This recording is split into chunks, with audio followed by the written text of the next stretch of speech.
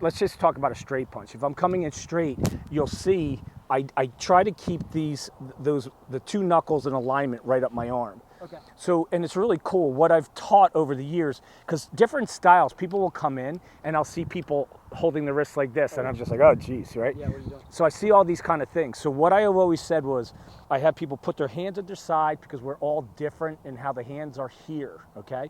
Point our fingers, make a fist, come up. And you generally will see everybody comes up with a straight wrist. It's just a question of, can they keep it? Yeah. Because then they'll start here, all this stuff. Right. And I see them out, press, whatever. So when I'm going to strike, though, I always know. So you'll see a lot of times, I'll either play an open hand to closed hand, because if I'm bare knuckle, things are happening.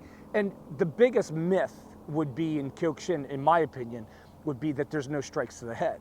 Yeah. Because there are strikes to the head. Yeah. And there are progressive styles of Kyokushin that you are going to punch and whatnot to the head. So we're still going to practice it. Now, some of those videos, you're going to see a lot of Kyokushin that are just body shots, leg kicks, kicks to the head, no punches. Now, don't forget, it's easy to punch a face. Yeah. It's hard to kick the head, no matter how good you are. The very furthest bottom part of your body hitting the it's top hard. of somebody else. Yeah. Of course. So if I'm going to hit the body, you'll generally see, like, I'm not a flare guy. Yeah. I often won't let the reach. Yeah.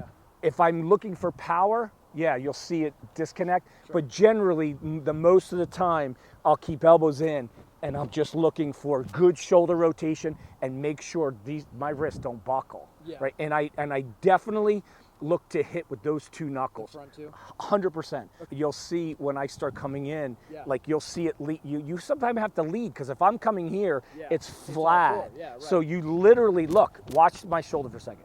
The shoulder, just slight rotation, my knuckles come here. And then what's interesting is on my left, because my lead left is my lead shoulder's forward. So it's easier even for me to rotate to get those knuckles there, particularly if I'm looking for more of those round strikes, round to the body, sheet. And even when the shitas or the shuffle punches to the body, it's easy for people to get lazy, and then it's just a weak punch versus I'm leading for power, because I want to drive power, and look at what's leading.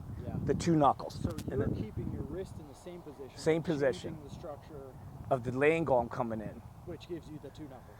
Two knuckles. Very cool. Yeah. And if I'm going to your face, it doesn't change. It's same, like, look at the slight rotation of the body, the shoulder. Yeah. If it's going to be that hook, it's that same, I'm leading, but these aren't doing that. Yeah, you're not changing your based off of. Yeah, No. that's very cool. No. Sick. That's awesome. And the last thing I would say, which is very interesting, is I get a lot of comments from people that a lot of times they say, well, obviously these people have never hit bare knuckle. Because I get a lot of goofy comments like, if I'm coming in and I know I'm rolling, I'm like coming in hot, boom, boom, and then I'm going for that body shot. Yeah. What happens is when you're bare knuckle, I have a lot of different variables.